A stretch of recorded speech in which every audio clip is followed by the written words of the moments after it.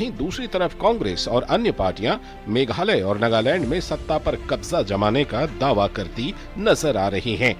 अब किस पार्टी पर जनता का विश्वास खरा उतरेगा, ये तो 2 मार्च को मतगणना के बाद ही पता चल पाएगा। नीरज सिंह के साथ bureau report, DD news. BJP के अध्यक्ष जेपी नड्डा ने कहा है कि पीएम मोदी की अगुवाई में लिए गए अहम फैसलों और अपनाई गई विदेश नीति से दुनिया का भारत को देखने का नजरिया बदला है और वैश्विक मंच पर भारत की साख बढ़ी है।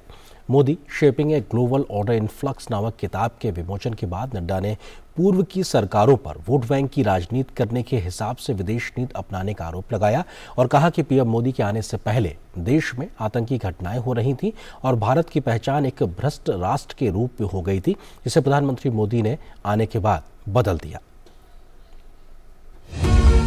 भारत अब कड़े कदम उठाने में हिचकिचाता नहीं है और दुनिया भर में देश की छवि बदल गई है। Modi shaping a global order in flux नामक पुस्तक के विमोचन के बाद बीजेपी अध्यक्ष जेपी नड्डा ने वैश्विक स्तर पर पीएम मोदी की अगुवाई में लिए गए फैसलों का जिक्र किया। भाजपा अध्यक्ष ने कहा कि वोट बैंक की राजनीति की मजबूरी के चलते भारत इसराइल के साथ अपने संबंधों को मजबूत नहीं कर सका।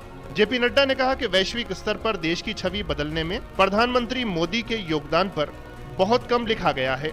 बहुपक्षीय मंचों पर भारत की बढ़ती अहमियत और G20 देशों की अध्यक्षता का जिक्र करते हुए बीजेपी अध्यक्ष ने इस मौके पर कहा कि पीएम की अगुवाई में सफल कूटनीति का नतीजा है कि आज पाकिस्तान अलग थलग पड़ गया है और दुनिया अब भारत पाकिस्तान को एक ही ब्रैकेट में नहीं रखती है। We are always hyphenated. When we used to talk in one breath, we used to say India and Pakistan, not me, but on the international scene. Everybody used to talk like that. This de-hyphenation has taken place. Now, position of India is far, far ahead than Pakistan, number one. Nobody keeps it in the same bracket, number one. Number two,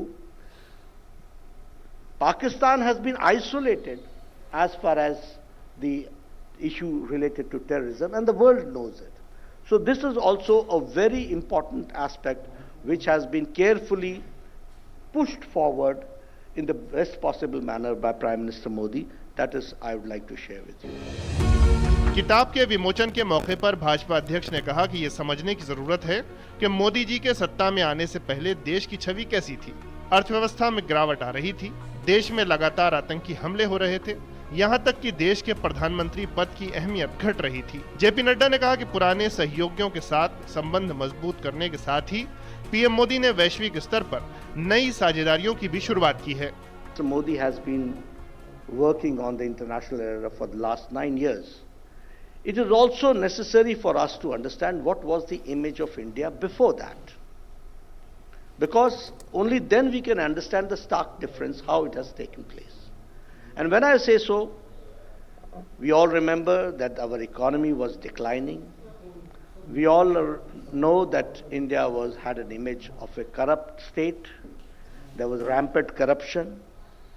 There were repeated terrorist attacks at that point of time, and there was lack of stable government. And the very sad part was that at that particular time, the authority of the Prime Minister was eroded, and which had a very bad impact on the international scene. That was the situation which we saw at that point of time.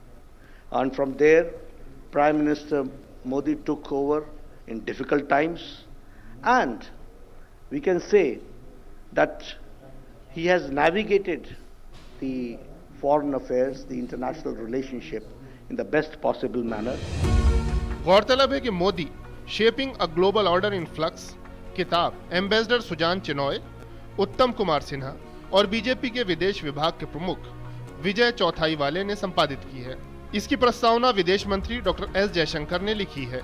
किताब में PM Modi के फैसलों से वैश्विक स्तर पर भारत की बदली छवि और दुनिया में भारत के प्रति बदलते हुए दृष्टिकोण के बारे में बताया गया है। शैलेंद्र मिश्र की report, DD news, Delhi. Supreme court ने शिवसेना का नाम और चुनाव चिन्ह शिंदे गुट को देने के चुनाव आयोग के फैसले पर रोक लगाने से फिलहाल इनकार कर दिया।